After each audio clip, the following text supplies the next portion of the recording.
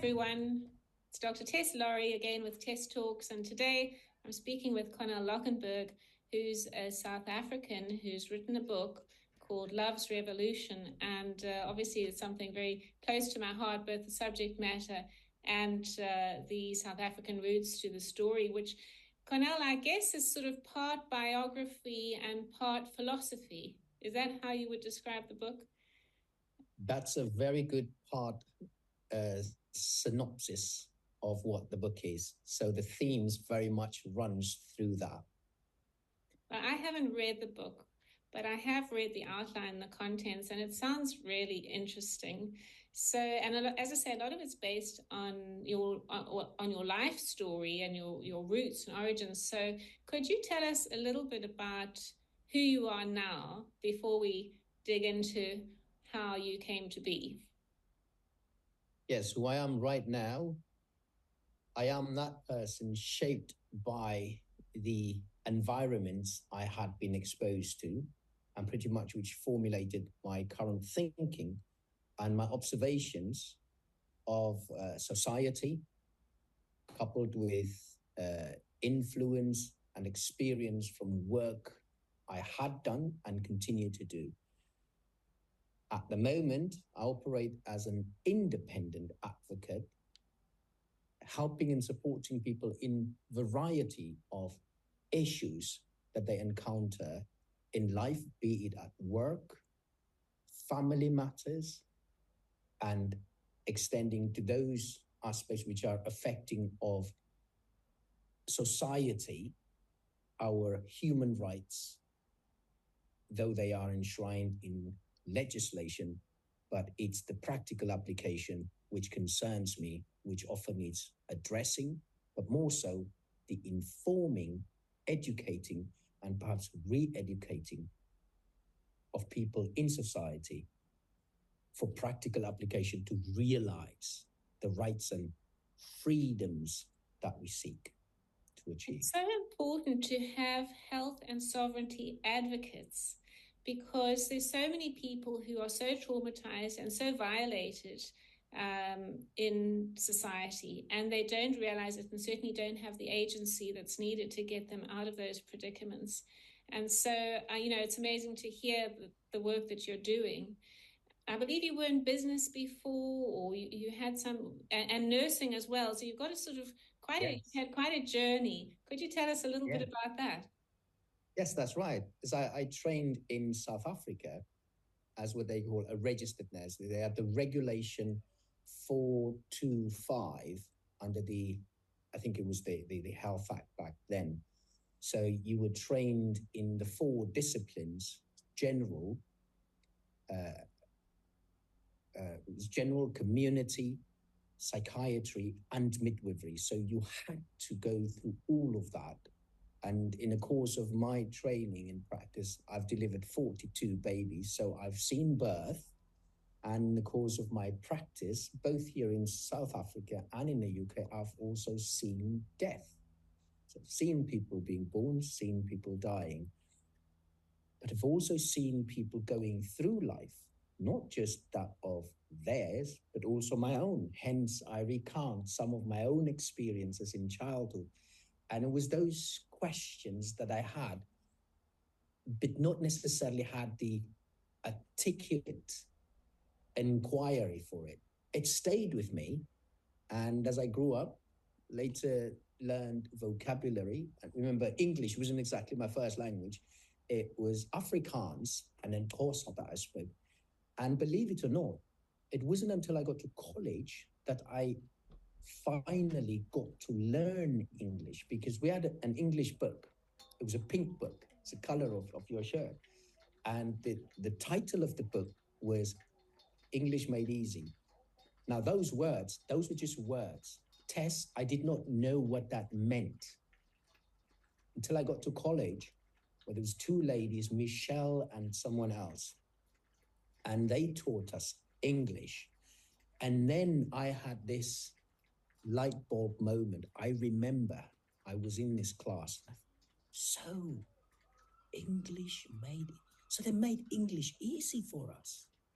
Is that what it meant? I had no idea until that time.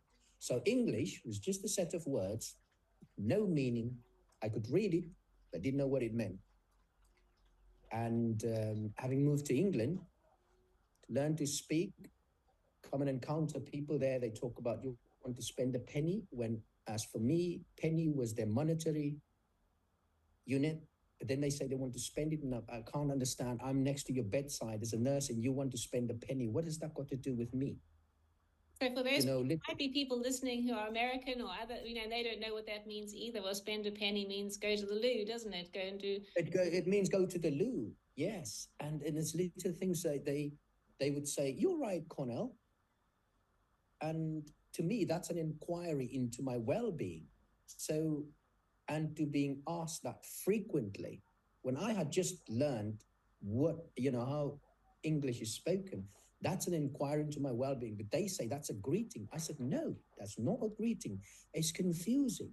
Or they say to you, see you later. And I'm thinking, I don't remember making an appointment. And I would ask them, what's happening? Where are we going? No, Conell, it means goodbye. I said, well, then say goodbye. So it was getting to learn how people speak the language there. But beyond all of that, there's also emotional construct. And it's a culture, but it's not the same in West Sussex as it is, for instance, in the area of Bath, where you're living, in Oxford, or in London. It's a completely different kettle of fish. And when I went up north, for instance, people would walk up to me, how can I help you, love? And I'm thinking, I just met you. How have we become so close that you call me love? I know it meant nothing to them.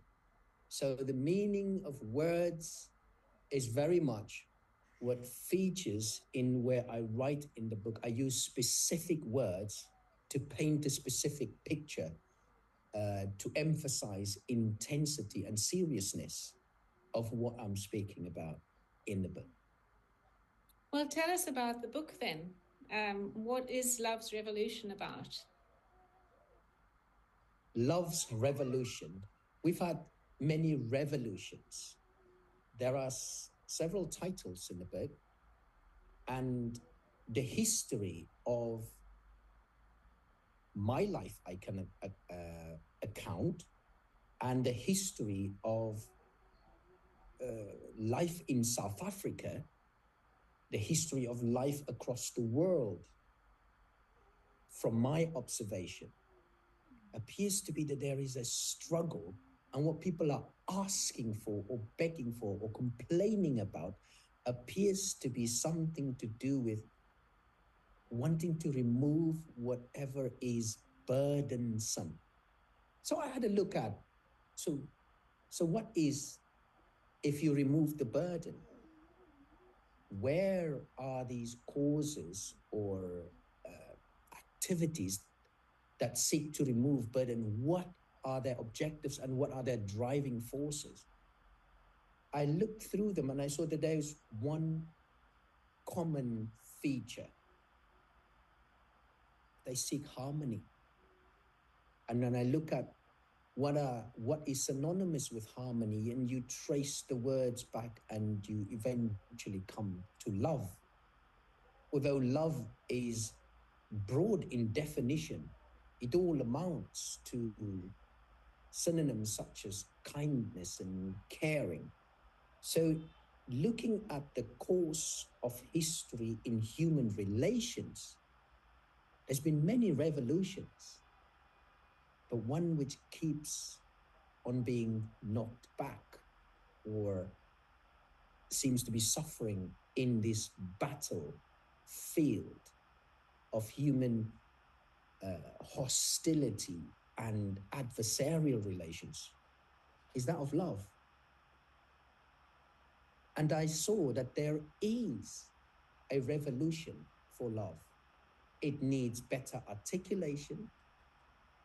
But before we can articulate what and how we can bring about this revolution, we need to look at what is it that we are doing existingly